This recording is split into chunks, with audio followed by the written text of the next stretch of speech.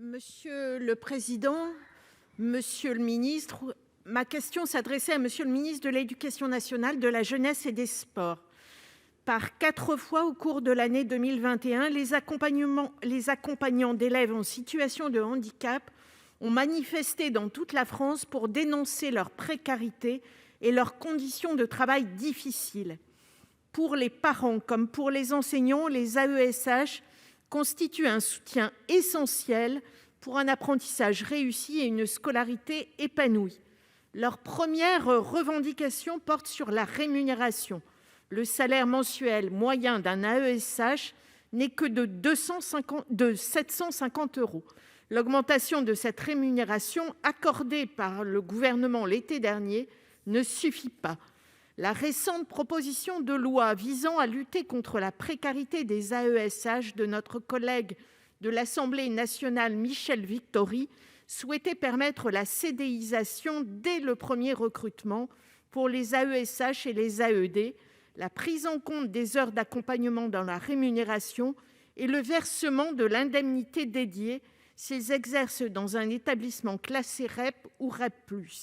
Si elle a été votée, les députés de La République En Marche ont vidé ce texte de sa substance en ne prévoyant le recrutement en CDI qu'à partir de 3 ans pour les AESH et 6 pour les AED. De ce fait, le problème reste entier.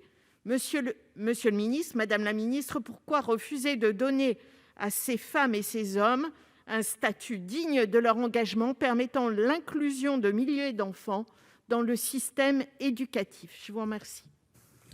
La parole est à Madame Nathalie Elimas, secrétaire d'État chargée de l'éducation prioritaire, pour 2 minutes. Merci, monsieur le président. Madame la sénatrice, je vais répondre tout de suite sur la proposition de loi portée par Michèle Victory, qui vient quand même effectivement marquer une avancée. Il faut bien sûr qu'elle poursuive son chemin législatif. Néanmoins, effectivement, elle permet la CDIsation des AESH au bout de 3 ans.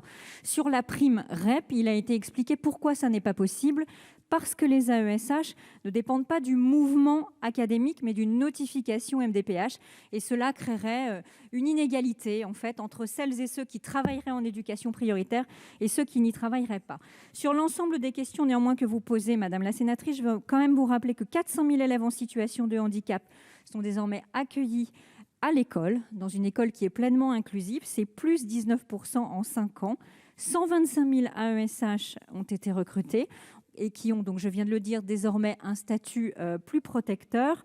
1300 ULIS ont été créés, 250 structures dédiées à l'autisme, des familles mieux informées, mieux écoutées, une organisation territoriale désormais qui est permise aussi et qui est repensée à l'appui des PIAL.